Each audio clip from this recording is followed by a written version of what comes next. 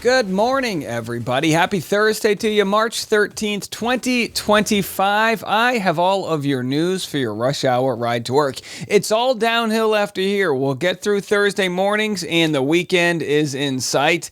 Got all your stories. This is what I'll be covering. Bad eagles, not bald eagles, bad eagles. The eaglet that is, I guess, taunting its siblings. I'll have that story. Plus, astronauts returning. They are, I guess, moments away from making their return flight. We'll discuss that. And Vanderpump Rules is returning. I don't know what's been gone longer, Vanderpump or the astronauts. Either way, we'll have the new cast and details on the filming. Plus, a journalist is exposing me, in part, I was included in Taylor Lorenz's new article about Blake Lively and Justin Baldoni. They used one of my thumbnails. I'll get into the whole story. I'm not happy about it, but hey, it's like your boys made it, right? And then we'll talk about tariffs. Looks like bourbon sales may be plummeting now that Canada's laying off the old Kentucky gold. And then a little fun story to end with. We have Gillian Anderson, who, by the way, was my first crush. I love a lady in a trench coat. Gillian Anderson from The X-Files gives us a very X-rated story. So all of this and more, it's happening right now on The Rush.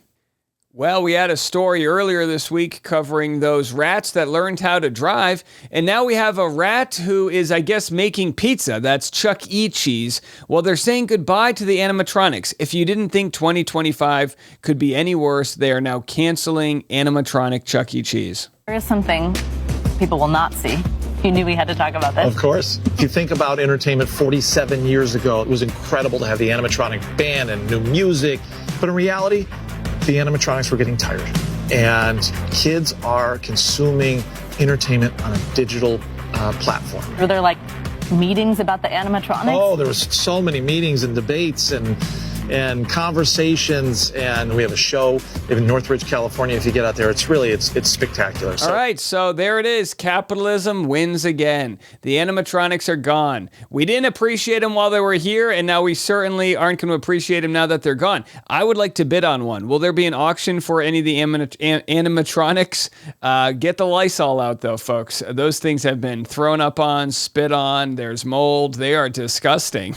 But that was my childhood, and we made it out okay. And speaking of animals, how about this? I'm going to play this without audio. This is remember the three eagles? Or the eagles, they had three eaglets. Well, now there's one eaglet in the center here that's pecking at the others. And people are thinking, oh boy, this is not going to end well. And again, this is why I didn't think it was a good idea to be live streaming these eagles. We look at the bald eagle and go, oh great, that's the American, bird or whatever. These are dinosaurs. They're cutthroat. They'll throw one eaglet out of the nest to let the other survive. It's all Sophie's choice here. So you have this one little prick in the middle, and he's pecking at his siblings, trying to get more of the food. There's enough to go around. You'll be okay. But that's the world we live in. It's a me society. Everyone, oh, look at him again. Hey, easy does it. Gosh, going for the neck. I can't watch anymore. It's a bird world out there. Let's move over to, I hope, a better story. CBS Morning shared Butch Wilmore and Suni Williams. Their extended stay on the International Space Station is almost over. Have a listen to this. Butch and Sunny's space odyssey is almost over. In just a few hours, their replacements will climb aboard a SpaceX Crew Dragon for a 10-hour flight to the International Space Station. Veteran NASA astronaut Anne McClain is the mission's commander. Joining her are crewmates from the United States, Japan, and Russia. Wilmore and Williams have been at the space station since June. Their stay was extended after their ride home. A Boeing Starliner spacecraft developed propulsion problems during its test flight. NASA decided to return Starliner empty and keep Wilmore and Williams at the ISS. President Trump and SpaceX founder Elon Musk have claimed Wilmore and Williams were abandoned for months in space by the Biden administration. Musk said he offered to bring the pair home sooner, but NASA has said it never considered that as a viable option. The astronauts have said they don't feel abandoned or stuck in space, that it's just part of the job. And if tonight's launch goes as expected, Wilmore and Williams could begin their overdue trip home as soon as Sunday aboard a SpaceX Crew Dragon, appropriately named Freedom. Now, that begs the question. You've been in space for almost a year. What do you do when you come home? I think we all know the answer. You go to Chuck E. Cheese and check out those animatronics before they go away. All right, well, Here's a fun one. Let's go to a fun one. We all like polygamy, right? Here is Bree from Selling Sunset. She is one of Nick Cannon's baby's mama, and here she explains on We Need to Talk podcast how they work out the, multiple mom situation. So are you then aware of other partners? Yeah, for the most part. I mean, I'm not like checking your following and seeing where you're going and asking who this girl is and all of that stuff. I'm kind of like I see this. Is this a situation? Like, what are we doing here? It's a very different relationship. Like, even to this day, like, yeah, we get into it here and there about stuff or like parenting stuff or whatever, but I've never fought with this man. It's just so healthy and normal, and people think that it's not because of the surrounding factors, but I don't involve myself in surrounding factors. So when people say surrounding factors, I think they're thinking about the non-monogamy. Oh, yeah. Right? Yeah. So at the beginning of the relationship, is this a topic of conversation or not? I mean, Nick's always been a playboy. Everybody knows that. Like, he's always been that way. So are you then aware of other partners? Yeah, for the most part. I mean, I'm not like checking your following and seeing where you're going and asking who this girl is and all of that stuff. I'm kind of like I see this. Is this a situation? Like, what are we doing here? All right, so you might say, oh, what does the world come to? But to be quite honest, Nick's got 12 kids with 6 different wives. My father wasn't too far off. He just had one wife at a time, humble man. But either way, yeah, I mean, look, you get what you pay for, right? You get Nick Cannon. This is what he comes with, And the only thing I'm surprised is like Nick Cannon is completely. I mean, he is not funny. Like, I don't know why he's famous, but it just goes to show if anyone's out there, and this isn't a knock on Nick Cannon, find the Nick Cannon on the inside and go find success. Because if Nick Cannon can go succeed, so can you. And again, I don't mean any slight to him. I don't get it. All right. Well, I've been slandered, slammed, bamboozled, and I'm going to have that story for you next. Before I get into that, though, I want to just say thank you guys so much for all of the new subscribers. Yesterday, we hit 130,000 subscribers on YouTube. Unbelievable stuff is happening. I'm getting approached by a lot of people with new opportunities for the channel, and I'm telling you this right now, it's only going to make the experience better for you. I'll actually be in Los Angeles from Sunday to Wednesday of this coming week on a last-minute trip to do a few podcasts. If there's anyone in LA you think I should collaborate with, please reach out to them and tell them I'm in town. Let's keep this party going. Vanderpump Rules, speaking of partying, is back. Hey, I should go over to see the Vanderpumps, right? I would not be good on that show. They want single people who make bad decisions. They're back. Reboot to begin filming very soon. Will you guys be watching? It's season 12, so it's not really a reboot. They've just got a whole new cast. They essentially fired the cast post-Scandival. They're like, you guys got to go. You're not cool anymore. You're old. You're my age. Or, it's like they're going all new. So they're going to start filming in a few weeks. Their rebooted Bravo series is going in production in early April. The cast is going to be made up of 14 members. Some will be full-time and others will be friends of the cast. I think it'll be good because I think the formula for the show is pretty scandalous. I mean, anyone who works in the restaurant industry has a lot of stories to tell. And here's a story for you. Lively vs. Baldoni. How right-wing influencers are weaponizing the fight to take down #MeToo. Boy, she really doesn't stop, does she? This being Taylor Lorenz. So this article was written several days ago, but I actually am just receiving it now. It wasn't in my list of things I was planning on reading, but we've made our way into it, but in all of the worst ways. I'll explain why. Taylor Lorenz writes that conservative commentators are leveraging the high-profile case to dismantle support for Me Too and amass unprecedented audience growth. Now, this is a problem that happens when there is a story where it may be that the male is the victim. When there's a story like that, there will be people that say, see, this is what's wrong with the problem. When in fact, the truth is, of course, so many women out there deal with violence, normally, in most cases, from people they know. And honestly, the most dangerous man in a woman's life is, generally speaking, according to statistics, her partner. And I bring that up because you can have conversations where maybe Justin Baldoni might be the victim, but also not shy away from the topic of domestic violence and all the other issues that come along with that, or workplace violence, or workplace sexual abuse or harassment, or things like that. You can have those conversations. Within those stories, there may be people who took advantage of a cause. That absolutely happens. Calling that out doesn't make everyone a right-wing influencer weaponizing a fight. It just goes to show that some people do bad things regardless of gender, race, or socioeconomic structure, or whatever. So anyhow, I'm going to be discussing this in greater depth in my next video. So this might be a little bit redundant, because I am going to share some of the strategies that are used that are so easy to use to divide us, that being dividing us politically or by some sort of cultural issue, dividing us based on our, belief in freedom of speech, or dividing us based on some racial issue or whatnot, gender, sex, things like that, political. And we're seeing that just play out right in front of our face. I mean, we knew this was coming. I talked to you guys last week about this, but the interesting part is in this article, they talk about the, how, Megyn Kelly was at the Conservative Political Action Conference, and she took the stage, and God forbid she talked about Blake Lively and Justin Baldoni. Listen, when there's something so big in the popular culture, you're going to get people all over talking about it. You're going to get Ben Shapiro, Candace Owens, Megyn Kelly. You're also going to get plenty of left-wing people talking about it. But what's so crazy, as this article goes on and shares a lot about Megyn Kelly, and there's, how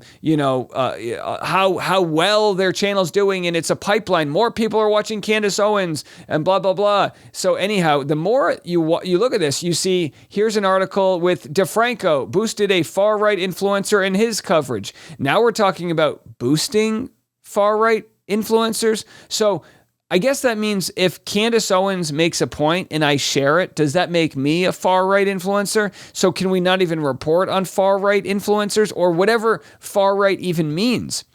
If you scroll down, though, you see more people, Brett Cooper, that are, on the right side. I mean politically on the right side. And then the next photo, if you're listening to audio only, it's yours truly. And again, by the way, I am the king of thumbnails. It is artwork. I know how to make a good thumbnail: strokes, outer glow, picture-in-picture, blurs, font size, colors, you name it, your boy nails the thumbnail. I nail the thumbnail. I made my career. I bought a home off of a good thumbnail. But I'm a progressive. I believe in certain things like healthcare for all. I believe we need to do a better job of getting mothers help after birth, and by that I mean maternity leave. I believe we should have a better minimum wage, federally speaking. I believe we should be more pro-union in helping workers out. I believe in a lot of things that the right would not like, because that's where I am. That's where I've been my whole life. Now, the worst part about this is they share my artwork, and that's what it is. It is artwork, and they don't even credit me. So, of course, I tweeted to Taylor Lorenz, hey, first of all, put my name in there. Get my name in your mouth, actually. Put your, aren't you supposed to do that under the little thing? Dave Neal credit, the Rush Hour podcast. So they don't put my name in there, probably because it doesn't fit the narrative, but they use my image to make it look like I'm some sort of thing that I'm not. We've been nothing but fair. And to be quite honest, Candace Owens has been nothing but fair when it comes to the Blake Lively coverage. And I think it's very important to treat people based on, what they're covering, right? I don't agree with Candace Owens on much. We have different ideologies about many different things. But when it comes to an issue like this, it's like, what is the motivation to divide us all into somebody's agenda? And of course, that agenda is Taylor Lorenz making this about the thing she makes it about. We've already interviewed people that actually sued her, I believe, when she was working at the New York Times. She was unceremoniously let go, I believe, from Washington Post. I don't get it. I don't want her to be an enemy of mine, by all means. I'd be happy to introduce myself. I tweeted to her saying, hi, nice to meet you. Get me out of your article trying to weaponize whatever this is for your own goods. So What is that they say when you point at somebody, you got four fingers pointing back at you, right? Is that how it works? And whatever it is. But the point is that Taylor Lorenz, in hopping on the bandwagon and making it about the thing she wants to shoehorn it into, she's doing everything she claims these people are doing, profiting off of it, making it about something that it's not. Why can't Blake Lively versus Justin Baldoni just be about Blake Lively and Justin Baldoni? So in my next video, I'm going to talk a little bit more extensively about the framework of how this all works. Now, do I think Taylor Lorenz is working with the ex-CIA PR person? I don't think she has to. I think this is tailor-made in the tailor-made. See how I did there? No pun intended. That'd be a good podcast. Tailor-made. Although, unlike the golf clubs, I don't think she's got much respect. I think Anyhow, I don't think she needs to work with the ex-CIA. I think she's doing this all by herself. But I am going to share some interesting tweets about what to expect. And as the sort of Blake Lively camp is a little bit late to the party with their crisis management, you're going to see much more dissent in the comment section. Maybe it's artificial, but you're going to see people coming to her back. In fact, I had someone in my DMs that was saying, Dave, I feel like you're kind of covering this too pro Justin Baldoni. Okay, I mean, well, then when we get some new evidence, we'll change our opinion, but I can't be pushed around. I feel the way I feel based on the evidence I've seen. And if new evidence comes about, or if I see someone's damning testimony or receipts or something else, maybe I'll reserve the right to change my opinion, but I will not be put into a box, and I will not be weaponized based on my incredible thumbnail YouTube artwork there, but also I will not be used for someone else's slanted opinion about things. All right, let's move it on. As a progressive, right? Let's move it on and talk about how the senseless tariff war is triggering massive issues with the economy. Now, China, which I don't think you want to mess with them, is warning Walmart not to shift the tariff cost to Chinese suppliers. They're saying, hey, this is on you guys. So no worries, Chinese suppliers. We, the American citizens, will gladly foot the extra bill. State media is reporting that local Walmart executives were summoned by the Commerce Ministry as well as other authorities and warned about complaints that Walmart is pushing the cost burden of President Trump's tariffs onto Chinese suppliers. What's interesting is that these news outlets are citing a CCTV columnist who is anonymous and who has been used during President Trump's first term to message on U.S.-China trade issues. That person, if it is a person, is saying that Walmart's demand to significantly reduce prices is, quote, unilateral, that the move may violate commercial contracts, and said that if Walmart insists on doing this, that the next step is, quote, beyond talks, which is a threat of taking concrete action. Oh boy, concrete action. So yeah, of course. And this is going to happen with literally every country we do business with. If there are tariffs, there's going to be beef, because it's like tariff is like punching someone in the chin and then them punching you back because they can put tariffs on our stuff. And here's Canada doing just that, hitting the U.S. with tariffs on $29.8 billion worth of goods. I tell you what, if tariff isn't the word of 2025, I don't know what is. I'm announcing that the Government of Canada, following a dollar-for-dollar approach, will be imposing, as of 12:01 a.m. tomorrow, March 13th, 2025, Today. 25% reciprocal tariffs on an additional $29.8 billion of imports from the United States. Now, Trump says, well, Canada has all these crazy tariffs of 290% on dairy products. But the truth is those tariffs are kind of complicated. They only kick in if there's been a surplus of goods that have been sent across the border, and it's really there to prevent flooding the market. So in most cases, these tariffs do not exist. But Canada's saying, well, you want to give us 25, we're giving you 25. And the wars begin. This includes steel products worth $12.6 billion and aluminum products worth $3 billion, as well as additional imported U.S. goods worth $14.2 billion for a total of $29.8 billion. And this is hurting the American consumer, and American companies will have Kentucky's bourbon next. All right, here is the bourbon industry in Kentucky. They are weathering the storm of the tariffs. Update from NBC Nightly News. At Michter's Distillery in Louisville, iconic Kentucky bourbon is distilled, aged, bottled, and shipped to more than 80 countries. Their largest foreign market, Canada, where most provinces are now defiantly pulling American liquor from store shelves. It's definitely caused a hit to our business. Andrea Wilson is Michter's chief operating officer.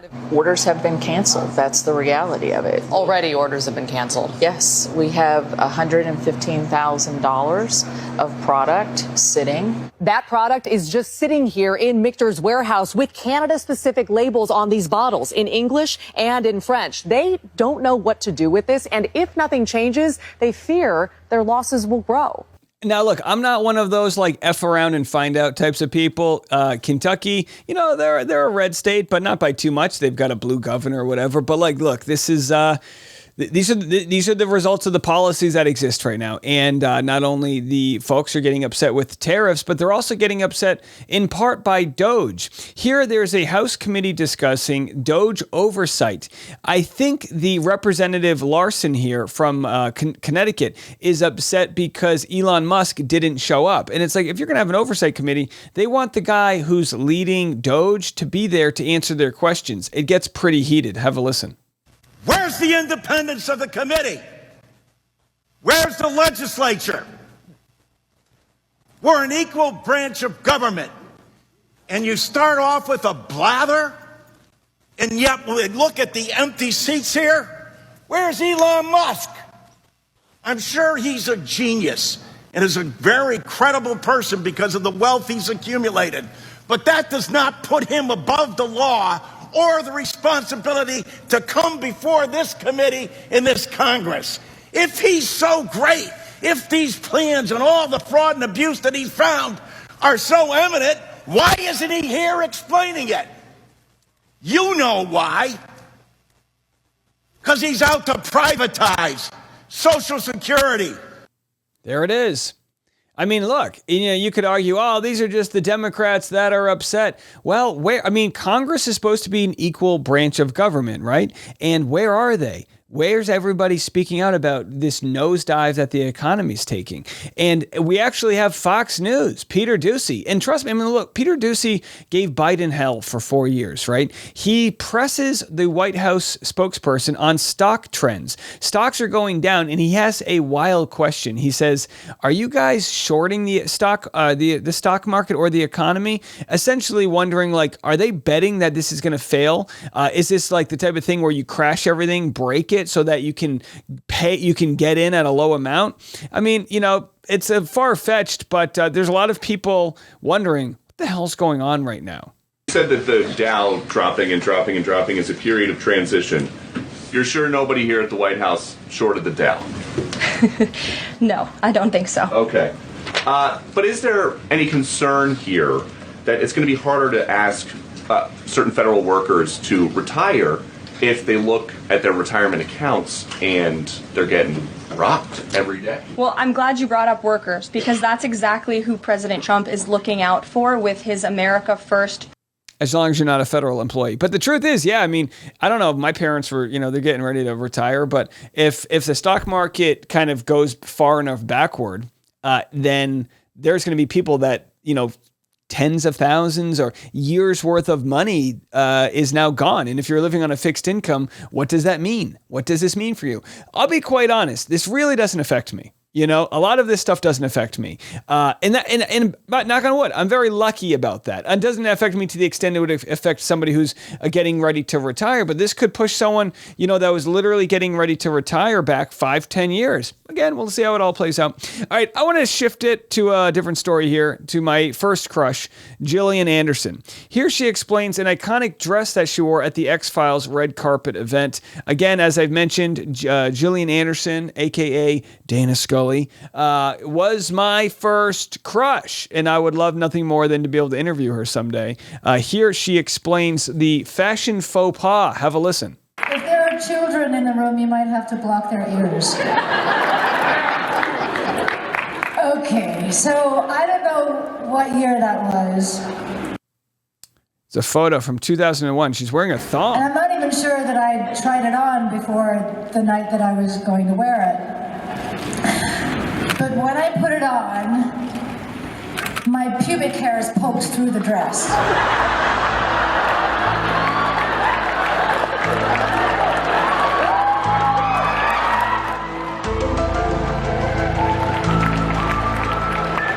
And there were two solutions. I wasn't particularly into the one solution, and so I chose solution number 2, which was a thong. That's my story. There it is, folks.